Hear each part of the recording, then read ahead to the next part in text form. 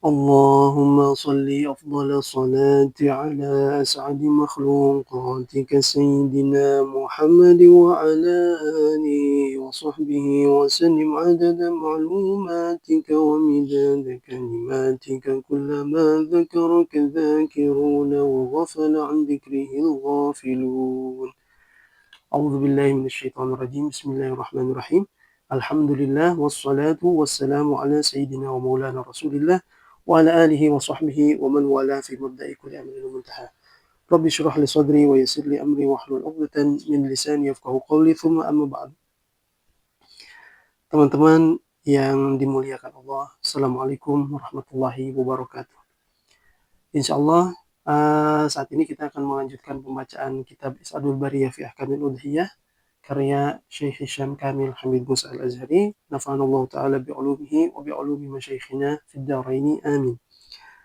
Pada pembahasan sebelumnya kita berbicara tentang adab-adab ibadah penyembelihan hewan kurban, juga apa yang disunnahkan, apa yang dianjurkan pada orang yang hendak menyembelih hewan kurban saat masuk bulan Zulhijjah sampai dia menyembelih hewan kurbannya.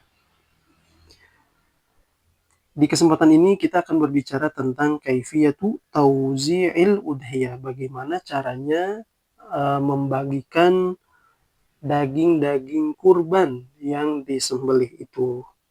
Kita tahu bahwa kurban itu berdasarkan hukumnya dibagi menjadi dua, ada kurban yang sunnah dan ada kurban yang wajib. Nah, masing-masing dari dua kurban ini pembagian dagingnya berbeda, ketentuan pembagian dagingnya berbeda. Insya Allah akan kita lihat sesaat lagi. Qala radhiyallahu anhu arda al-udhiyah al-manzurah tukhraju kulluha lillahi ta'ala. Adapun penyembelihan hewan kurban yang wajib, baik karena nazar ataupun karena ta'yin, itu dikeluarkan seluruhnya untuk Allah Subhanahu wa ta'ala, yakni pemiliknya, penyembelihnya tidak boleh mengambil sedikit pun, ya, pemilik hewan kurban tidak boleh mengambil sedikit pun dari daging hewan kurban tersebut.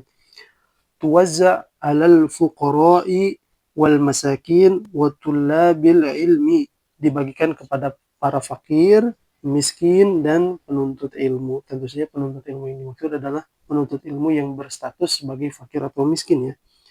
Wala ya'kulul mudahhi minha wala man talzamuhu nafaqatuhu. Dan orang yang berkurban tidak boleh memakan daging dari hewan kurban tersebut. Bukan hanya yang berkurban saja, tapi orang-orang yang wajib dinafkahinya juga tidak boleh. Jadi yang tidak boleh memakan daging kurban ini, satu, pemilik hewan kurban yang berkurban dengan kurban yang wajib. Yang kedua, keluarganya. Keluarga yakni orang yang wajib dinafkahinya. Walakin tu'ta li ahlihi al-fuqara. Tapi kalau ada keluarganya, yakni keluarga tapi bukan keluarga yang wajib dinafkahinya, seperti siapa? Pamannya, bibinya, keponakannya, dan seterusnya, yang bukan keluarga inti lah ya gitu. Tu'ta li ahlihi al-fuqara. Akan tetapi kalau di antara keluarga besarnya itu ada yang berstatus sebagai fakir atau miskin, maka keluarga itu boleh diberikan daging ini, daging kurban yang nazar yang wajib. Ba'idan an abawaihi wa auladihi wa zaujatihi. Ini keluarga yang dimaksud bukan kedua orang tuanya, bukan anak-anaknya, juga bukan istri atau suaminya. Fatajuzu li ammatihi, boleh memberikan daging kepada pamannya, baik paman dari ayah atau dari ibu, bibi baik dari ayah ataupun dari ibu, wajironihi, dan tetangga-tetangganya, bisyartil faqr, dengan syarat adanya status fakir atau miskin. Fakir dan miskin itu bedanya apa? Kalau miskin dia masih punya sumber penghasilan, tapi penghasilannya tidak menutupi kebutuhan pokok sehari-hari. Sementara fakir itu orang yang tidak punya pemasukan sama sekali. Nah, dua orang ini diberikan kepada mereka daging kurban yang wajib. Ya, kalau kita ambil sebagiannya bagaimana? Ya, kurban itu kayak kurban nazar itu semua milik Allah Subhanahu wa taala. Kalau kita ambil sebagiannya maka nazarnya tidak sempurna. Wa idza akala sahibun nadhir wa idza akala sahibuha an-nadhiru laha syai'an minha wajaba ikhraju mithlihi. Apabila pemilik hewan kurban yang bernazar ini memakan sebagian dari hewan kurbannya, maka dia wajib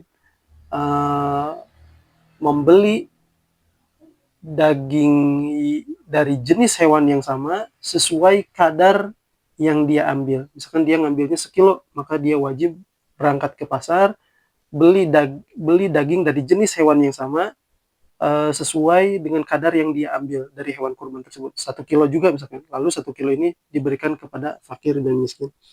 Ka'an akala kabidaha. Seperti misalnya dia memakan hatinya. Fa'alaihi syura'a kabidi mithliha minal jazar wa ikhrajuha wa hakadha. Seperti misalnya dia memakan hati dari hewan kurban tersebut, maka dia wajib membeli hati dari hewan yang sama dengan kadar yang sama dari tukang jagal atau dari pasar dan menyedekahkannya kepada fakir dan miskin. Hadza madhhabul Hanafiyah wa Syafi'iyah. Inilah mazhab Hanafiyah dan mazhab Syafi'iyah. Amal udhiyah al-masnunah, adapun hewan kurban yang sunnah, wahiyal asl, fala yashtarit fiha syai'un. Al-muhim ay yaj'ala nasiban lil fuqara wal masakin wa ya'khudhul baqi ala sabil istihbab taqsimuha thalathan. Nah, adapun hewan kurban yang sunnah ataupun penyembelihan hewan kurban yang sunnah dan asalnya hukumnya memang sunnah ya, tidak disyaratkan apa-apa pada pembagian hewan kurban yang sunnah ini. Yang penting disediakan bagian bagi orang-orang fakir dan miskin, kemudian pemiliknya boleh mengambil bagian dari hewan kurban tersebut, tapi kalau kita mau ikut sunnah Nabi SAW, dibagi hewan kurban tersebut menjadi sepertiga-sepertiga, yakni sepertiga untuk dirinya dan keluarganya, sepertiga untuk tetangga-tetangga dan kerabat, juga sepertiga untuk fakir dan miskin. Wa mahma akhadha li nafsihi wa tasaddaqa bil baqi sahhatil udhiyah. Kalau dia mengambil bagiannya dulu, lalu sisanya dibagikan, sahhat al-udhiyah, sah ibadah kurbannya. Wa husibal jami' udhiyah yu'tihi rabbuhu ta'ala al-ajr wa thawab li'anna al-maqsud min al-udhiyah iraqatud dam. Dan semuanya dianggap kurban, akan diberikan pahala oleh Allah Subhanahu wa taala insyaallah pelakunya, karena maksud daripada penyembelihan hewan kurban ini adalah mengucurkan darah, menyembelih hewan kurban dan membagikan dagingnya kepada orang lain. Jadi shadaqatul lahmin, yakni sedekah dengan dagingnya. Qala ta'ala fakulu minha wa at'imul ba'isal faqir. Makanlah dari daging tersebut, wa at'imul ba'isal faqir, dan berikanlah makanan kepada orang yang sengsara, yang kurang beruntung, ataupun orang yang fakir. Faidah, abahal malikiyah wal hanabilah al-akal min al-udhiyatil manzurah kal udhiyah al-mutatawwa biha. Dalam mazhab Malikiyah dan Hanabilah dibolehkan untuk memakan daging kurban meskipun kurbannya itu adalah kurban yang wajib karena nazar atau ta'yin. Percis hukumnya sama seperti penyembelihan hewan kurban yang sunnah. Idza akala sahibul udhiyah idza akala sahibul udhiyah kullaha wa lam yatasaddaq bi syai'in min lahmiha jaza dzalika ma'al karaha indal malikiyah wal hanafiyah. Baik. Apabila orang yang menyembelih hewan kurban itu mengambil seluruh daging dari hewan kurban seluruhnya, dan tidak disedekahkan meski sedikit pun, jaza dzalika, hal itu boleh tapi makruh. Boleh tapi makruh dalam pandangan mazhab apa ini? Dalam pandangan mazhab Malikiyah dan Hanafiyah. Amma inda Syafi'iyah fa'aujabu ay yatasaddaq bi ba'dihha. Adapun dalam pandangan mazhab Imam Syafi'i atau Syafi'iyah, mereka mewajibkan agar sebagian dari daging kurban tersebut disedekahkan. Kemudian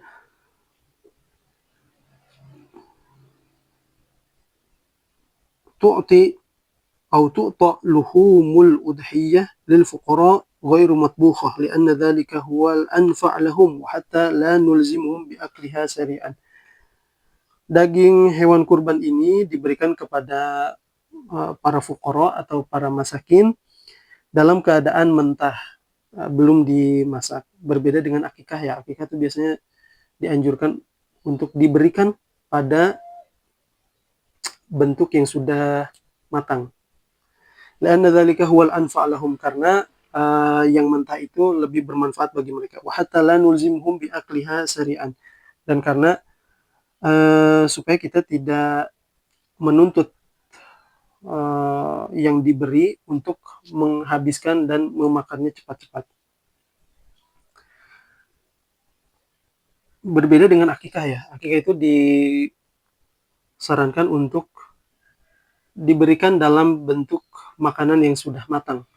Kenapa? Karena saat akikah seakan-akan orang itu menjenguk bayi, dan yang menjenguk itu perlu disuguhi. Nah, suguhannya itu adalah daging akikah yang sudah matang. Adapun dalam hal kurban atau dalam konteks kurban, orang itu datang bukan untuk menjenguk yang yang berkurban, tapi untuk mendapatkan daging kurbannya, maka diberikan mentah. Faidah al-afdal at-tasadduq bi kulliha li'annahu aqrab ila taqwa illa idza akala al-yasir minha. Yang lebih utama adalah menyedekahkan seluruh dagingnya, karena itu lebih dekat pada ketakwaannya. Illa idza akala al-yasir minha, kecuali kalau dia mau makan meskipun sedikit saja, itu juga terkategorikan sebagai sikap yang afdol, yang utama gitu ya. Karena daging kurban itu semakin banyak dagingnya, maka semakin banyak pula berarti orang yang menerima sedekah daging itu. Dan setiap kali sedekahnya banyak, setiap kali itu juga pahala yang didapatkan oleh pelakunya juga banyak. Hakadha.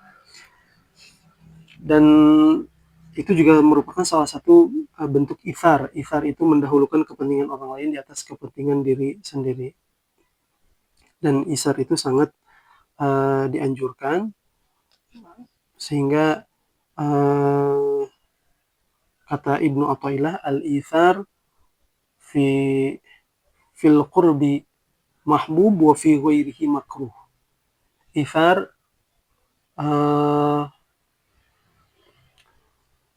ithar itu sangat dianjurkan ya. Ithar itu dalam ibadah sangat makruh, tapi di dalam hal lain selain ibadah, yakni dalam urusan harta, dalam urusan keduniaan, daging ini harta ya termasuk. Itu sangat dianjurkan. Tapi kalau dalam ibadah hukumnya makruh. Tapi ini aja teman-teman, rekan-rekan sekalian yang bisa disampaikan. Mohon maaf apabila ada kekurangan. Mudah-mudahan ada manfaat yang bisa diambil dari kajian ini. Ringkasannya tadi, dalam pembagian daging hewan kurban ini, kalau kurbannya kurban wajib, maka seluruh dagingnya harus diberikan kepada fakir miskin. Kalau kurbannya kurban sunnah, si penyembeli ataupun orang yang berkurban boleh ngambil bagian dari daging kurbannya. Pembagian yang dianjurkan itu sepertiga-sepertiga, sepertiga untuk yang berkurban dan keluarganya, sepertiga untuk kerabat dan tetangga, sepertiga untuk fakir dan miskin. Tapi kalau disedekahkan semuanya, tentu itu lebih afdal. Wallahu ta'ala ala wa alam. Nuwasil insyaallah fil liqa'il qadim in kana fil umri baqiyah. Wassallallahu ala sayyidina Muhammadin wa ala alihi wasallam. Wassalamualaikum warahmatullahi wabarakatuh.